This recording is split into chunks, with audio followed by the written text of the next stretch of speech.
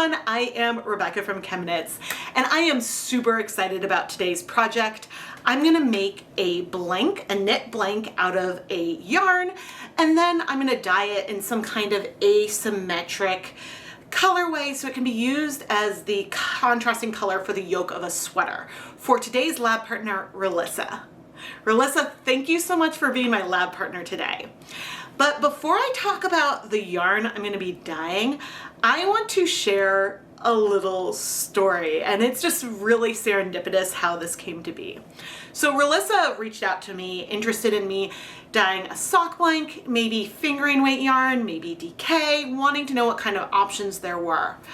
But what Relissa didn't know is it just so happened that the main color that they're using for the sweater, the limited edition main color yarn, I have some of this in my stash that I bought to over dye. And I mean, it's perfect. I was like, whoa, I can make my own blank out of one of these yarns, over dye it, so that way you can use that as the contrasting color in your sweater. And I think that that is super, super cool. Now, obviously, the finished sweater is not going to be a part of today's video. We're going to be focusing on the yarn dyeing, but I am showing the sweater so that way when we think about how to dye the yarn, that can be part of the thought process as we're dealing with this. But anyway, Relissa, I'm so excited to dye up this yarn for you. Thank you for being a lab partner. And if you're interested in becoming a Dyepot Weekly lab partner, I'll have links down in the video description. And if you have a specific idea, reach out to me in advance because some things I can try to execute, some things maybe not, but I'm always happy to chat about it in advance so that way we can all be on the same page. The yarn base I'm going to be dyeing up today is this limited edition Upcycle Alpaca blend yarn from KnitPicks. And I have this yarn in 3 different colorways. We have hazelnut, salmon, and oyster. This yarn is 33% alpaca, 34% wool, 33% acrylic. So whatever I dye it, there will be some heathering to the finished yarn because that acrylic won't be dyed by the acid dyes I plan to use. But I'm really excited about this because the yarns themselves are a little bit heathered to start with, and so the character of the yarn we end up with should match the main color of this sweater really nicely. And if something about the texture or anything of the yarn changes, since I have 2 other balls of it, we'll be able to look at that in the end. Now, of the 3 colors I have, I think I'm gonna dye the hazelnut because it is the most neutral and the least saturated of the 3 colors. And so I think I can take this in more directions. But if I don't like where I end up, I do have the other 2 that I can over dye. The main color of the sweater is going to be a sort of dark brownish gray color. And so I think I want to use some bright colors to dye over this so that way we'll brighten this yarn a little bit and hopefully still have some good contrast with the main color. So let's go turn this into a blank. The only thing I'm a little nervous about today is that the color that I dye will have low contrast with the main color, which then I suppose the yarn could be used for something else. But I think that I will stick with brights when it comes to over dyeing this, and I haven't settled on the colors yet. But by having something, for example, like that yak that is more neutral toned and using bright colors on top of it, you still end up with something sort of like more muted and moody, but it shouldn't darken it in a way that if I were to use a jewel tone color on top of this, then that would make it darker and maybe give us less contrast. So we're gonna do our best. Again, it's hard since I don't have the other color on hand, but I'm really excited and want to create something beautiful. So let's go make that blank. I brought out my Singer knitting machine to make this blank. The Singer machine has fewer stitches on it than my Loops and Threads machine, which will give me a much thinner, more scarf-like blank. that gives flexibility for creating a gradient, which is what I want for the project today. This is a very inexpensive hand crank knitting machine, so I wasn't worried about any dropped stitches or anything like that. And I watched a movie while making the blank. Here is our blank, and we have a lot of possibilities of what we can do with it because it is so long. In another video, I talked about how with a really long blank like this, it could be fun to knot it to do some resist that way. But because this is going to be a contrasting color for some color work, I don't think I'm going to do something like that, because while that would be cool on like a hat or something, I want something that is going to be asymmetric. And yeah, we'll think about the colors that we're going to want to do, but let's look at this a little closer. I took the tiniest little snip of the original color, so that way, I can keep this in my mind when the yarn is wet and looks a lot darker, but also then I have something to compare our color to in the end. We have a lot of length here, which gives us room to play. I may even dye it in mason jars because I can have like sections each in different colors and mix some colors that will sort of blend together, because I'm thinking of doing like a bright blue to a bright yellow green on top of this. Now there are reddish hues in here, so things are gonna feel muddier and more muted, but we can start with a little bit of dye and build it up as needed. And yeah, I think that's the way I'm gonna go. And plus, if I end up not loving the way that this color comes out, I can always over dye it, and B, I have more yarn. I could always make another blank. But I think we're gonna end up with something beautiful on here, and not having the other color on hand, it's gonna be hard to know how much contrast we'll end up with. But I need to not worry about that and just focus on this transformation.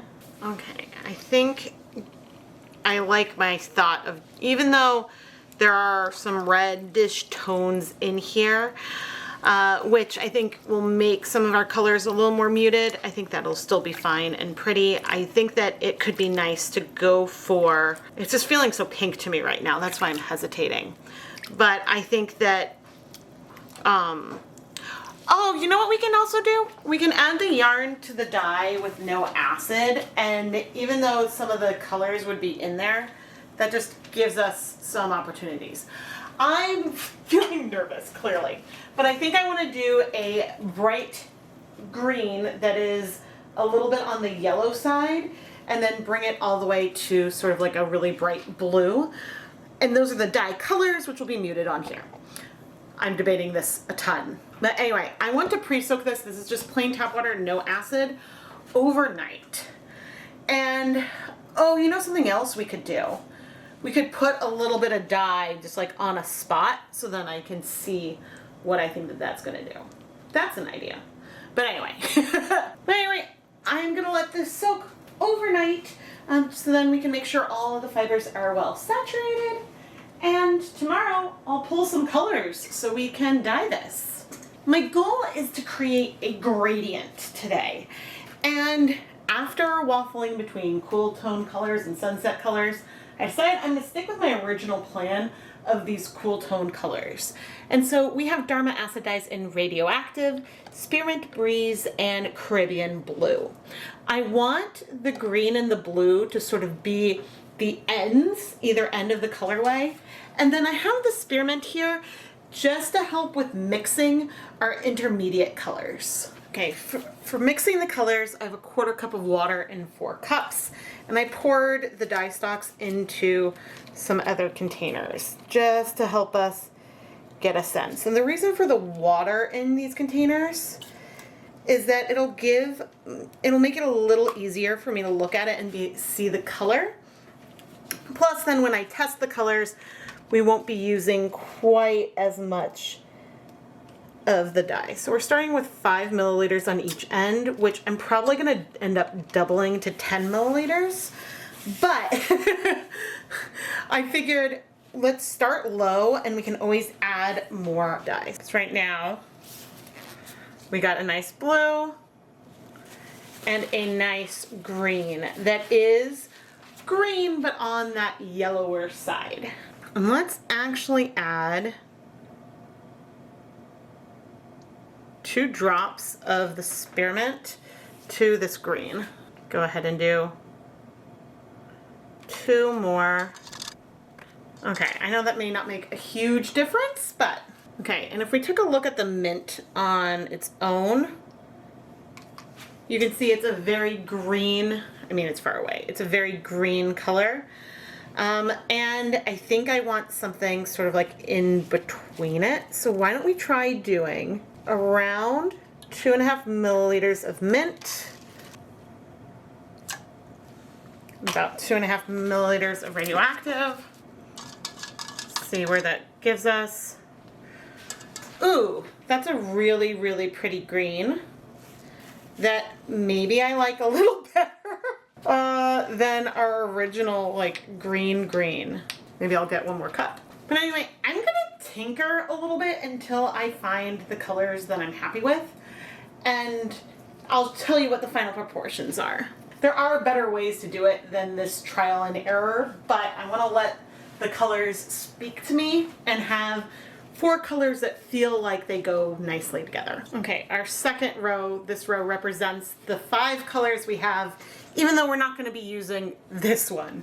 But we have here 5 milliliters of blue, 4 milliliters of mint, 1 milliliter of blue, 4 milliliters of mint, 1 milliliter of radioactive, and 1/2 milliliter of blue. And then 2.5 milliliters of mint, 2.5 milliliters of radioactive. So we've used a lot less of the radioactive than we may have otherwise, but we're still going to have this really nice transition between a more yellow-green and a very blue. And it's go in between this teal color, and so I feel like that's going to work really nicely. I added 2 cups of water to 4 glass jars and then added in the dye that we had already mixed.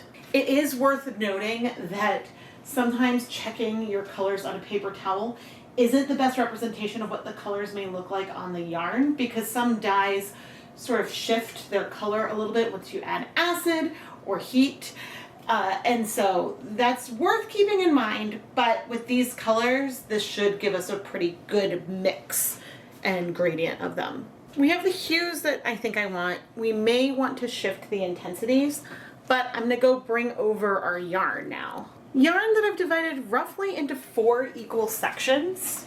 It's all approximate, but now I want to get a little bit of a feel of how these colors may look on our yarn. Again, everything is approximate, and we'll deal with the areas that sort of go in between the colors in a moment. But it's hard to get a feel of what the color might be, just because the color isn't going to start striking to our yarn yet. And so we're going to have a little bit of a trust the process, and we may find a situation where we need to dye things a second time because we're not really seeing the colors transition. Yeah, I think that what I'm going to need to do is wait, and we may need to add more dye at some point, because the blue, I can see that blue transitioning happen, and you can see how we're going to have a deep color based on the way things are, but I have a feeling that maybe our radioactive and the other green are going to be less pigmented, but we'll see. We'll see. How do I want to do this? Because let's not forget that the color of our yarn is way lighter when it's dry than when it's wet. We've dealt with this kind of situation before. Let's add 2 tablespoons of white vinegar to each container. And then we're going to stir it, but also kind of dunk some yarn half in one and half in the other. You know, I think I'm going to need more dye, because the only one I'm really seeing transform yet is the blue and less so the other colors. And so I'm at a point where I need to add more liquid to each jar, but my concern is that if I want to add more dye eventually, then maybe I don't want to add a ton more liquid. We're going to go ahead and add more water to each of these containers in a moment, but I'm going to transfer them into the situation where we're going to go and heat set it. And then I'll explain more about why I'm not adding more dye yet. And the big reason why I'm not adding more dye in this instance is because we don't know exactly what the dyes are going to do yet. Okay, I have put the jars inside a pasta insert inside a pot, and the water level in the pot is currently about equal with the water level in the jars, but I'm about to change that. Here I have a container of water that is about 4 cups of water with 2 tablespoons of white vinegar. So we're increasing the acid concentration as well. Whoops, that one's a little full. Okay, so we have probably about 4 cups of water in each little container, filling those all the way up. So that way we can get as much yarn in them as possible. And I'm moving the colors over, sort of dipping in each side. But I figure because I'm unsure and I don't want to make the blue darker, I have a feeling the blue is going to feel like the deepest of all the colors. And my inclination is to double the dye in the other jars, but we may as well wait. And so what I'm going to do as things heat up is periodically sort of shift these intermediate sections in each color. Because if those transitions are a lot lighter than everything else, what we can do when we come back and if we add more dye is we can really transfer them into a different container. And so I figure we'll just come back every 10 minutes or so. I'll set a timer for 10 minutes and sort of move the yarn in between the different colors. Just so that way we can make sure that they are blended and that these areas sticking up get some color. But anyway, I'll leave it covered and it's going to take a long time to heat up. So we'll see where we are in a little bit. And I don't know if some of the dye is going to wick in between the different containers or not. We're not going to worry about that. Okay, I just uncovered things. And what I can see, I certainly see some color in here, which is very, very good. And it looks like the color has cleared mostly in 3 of the jars, and then maybe also mostly in this 4th one. I think maybe I just can't see because of my angle. Oh yeah, actually I think the color has cleared mostly. Okay, so I'm gonna turn off the heat. I don't know how long it's been. But yeah, let me lift. Okay, there's a bit of some blue left in there. With the angle, it's like hard for me to see. Gonna add a little more of that in. I have a feeling we have some variation in each of these anyway. So what I'm gonna do is stick the cover on. I'm gonna leave things in here for another 30 minutes. Then I'll remove the yarn, we'll let it cool a bit, and then we can decide if we want to add more dye to the different sections. Let's not forget that this is where the color started, and so everything is definitely different from that. And so looking at that is helpful to see and remember just sort of where we brought. It's actually, with a little bit of brown peeking through, is giving it a very woodsy theme. One thing you may be wondering is why I decided to dye the yarn in segments, in jars like this, versus just dip dyeing it into 2 or 3 colors, letting the colors blend as I add the yarn in and out. And part of this is because this blank is really, really long. And so while I can dip dye it, trying to get those proportions, so there's like more even sections of color, would be more challenging than dividing it and mixing colors that are close to one another. This way I know we're gonna have some more green on one end, some more blue on the other, and still good colors in the middle. We may decide we want more color, especially on those lighter colors, so we'll see how things look in terms of saturation when we remove it. Because that light green is a brighter, less pigmented. I don't know, if we went to grayscale, it would be lighter than the blue. And so it's possible I'll want to add more dye to that end, or I may decide I like it as it is. But potentially by dyeing each layer twice, that could help us get better coverage. We'll see. We're still gonna have some like modeling and variation that I'm excited about. So anyway, I'll be back in a little bit. A lot of times I would just remove the jars from here entirely, but that's not what I want to do here today.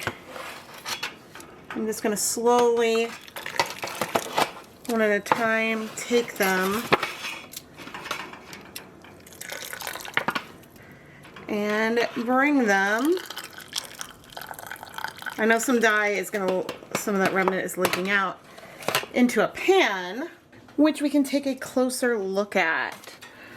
Ooh, it's still a little warm, and so I'm gonna leave it here. I'm not worrying about color transfer. That, I don't know if it feels a little bit yellow, but I do feel our gradient. And once again, this is the color that we started with. So we definitely have a transformation.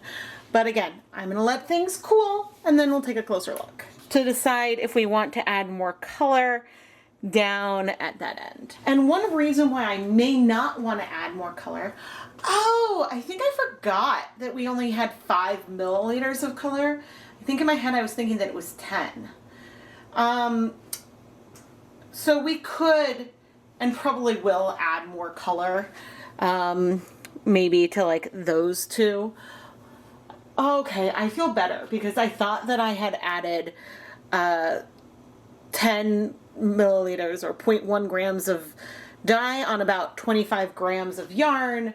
And so for radioactive, that's a lot. And so, okay, I feel better about conceivably increasing the amount of dye that we have down there. But anyway, we'll see what it looks like when it's cool. Because the other thing I want to check is how much bare yarn we have, but also I may be tempted to just leave it. So I'm excited. Oh, it's so pretty. All right, let's spread it out. This is so pretty. It's going to feel lighter in the end, and we may have some resist from the way the stitches are themselves, so it's not going to be like a smooth gradient. But I really like it, and I'm torn, but one thing keeping me from adding more color is, well, I think I need to see it dry. I think I need to see it dry and get a feel of what this color is like to know if I need to add more color here and here. Because I think that this, I don't want to go any darker because I want to make sure that there's still good contrast with the main color that I don't know what it is. But anyway, I'm gonna go ahead and go wash this so that way we can see what that final color is going to be. And then if I have wishes about what this color is by the time it's dry, then I can come back and dye it more because I have my recipes, both in the video and very crudely written here instead of in my diary where it would be organized. But see, now I have a screenshot and a record. Let's wash our yarn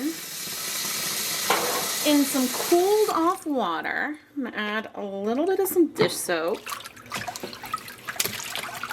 We're hoping to see no color come out. That would be the best possible scenario. Now, this is not the last time this water is gonna get wet, especially if this is the color, which we're not seeing any bleeding, so. But especially if this is the colorway that I'm sticking with, because when I unravel the blank, we're going to want to wet it again to relax the crimp that'll be from it being in knit stitches. Now, given that I did the technique the way I did today, you may also wonder why I didn't just do connected mini skeins. That would have been faster to set up than the blank. And the main reason why I didn't do connected minis is that if I do connected minis, the transition between two colors is short. It's like one piece on a part of yarn. This way, the transition between the colors is going to be more subtle, more fluid, and so it just blends things a little more. And, I mean, this is the way I wanted to do it. Okay, we have no bleeding. That's great. I'm gonna go put the yarn through my spin dryer and hang it up to dry. And woohoo! Here is the dry blank. We absolutely got a beautiful color transition from sort of chartreuse all the way through a teal. And it's so pretty, and I think will pop in color work really, really beautifully. One thing you never know when you're dyeing yarn is how a blend could take up color. This yarn, once again, is 33% alpaca, 34% wool, 33% acrylic. And that acrylic can't be dyed with acid dyes. And so from dyeing acrylic blends in the past, sometimes you get less saturated colors or colors that are a little bit more heathered. And I do see mottling in here, which is more likely in part from this being a blank, but I'm really excited to unravel it. But just for a little bit of reference to our original color, we absolutely transformed it. Ah!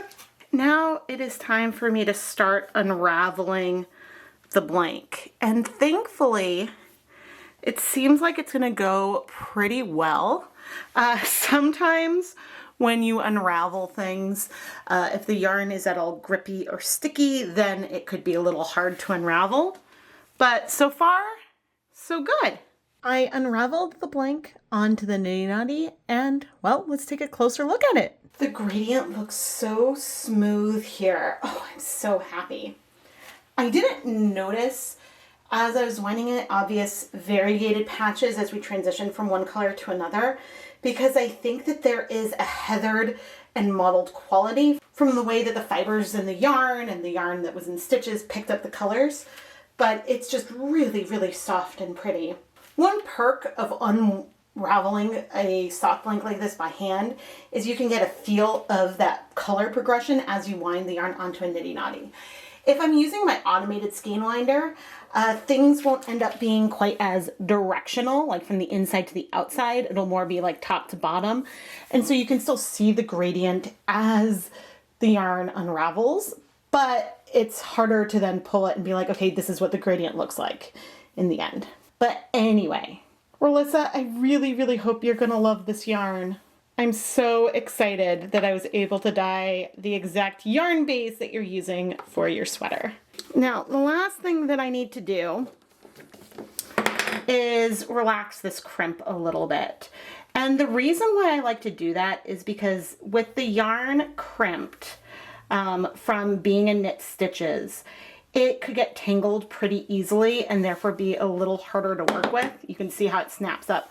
So just like a quick soak in some water is enough to help relax that. Relaxing the crimp isn't a requirement, but it's something that I like to do for my customers before sending out the yarn. This is not my best twisted skein, but you get the idea. Relissa, thank you so much for being my lab partner for today's episode of Dyepot Weekly. I really hope you're gonna love the yarn. And if you at home want to learn how you can become a lab partner like Relissa, go and check out the listings in the ChemKnits Creations Etsy shop. And if there's a yarn base that you'd like me to dye that isn't one of the ones listed, send me a message ahead of time and we can chat about what I have available, or maybe I could special order something. Please subscribe and turn on notifications so you never miss a video. I post videos at least twice a week, and well, we have a lot of fun over here. I am Rebecca from ChemKnits, and thank you so much for watching.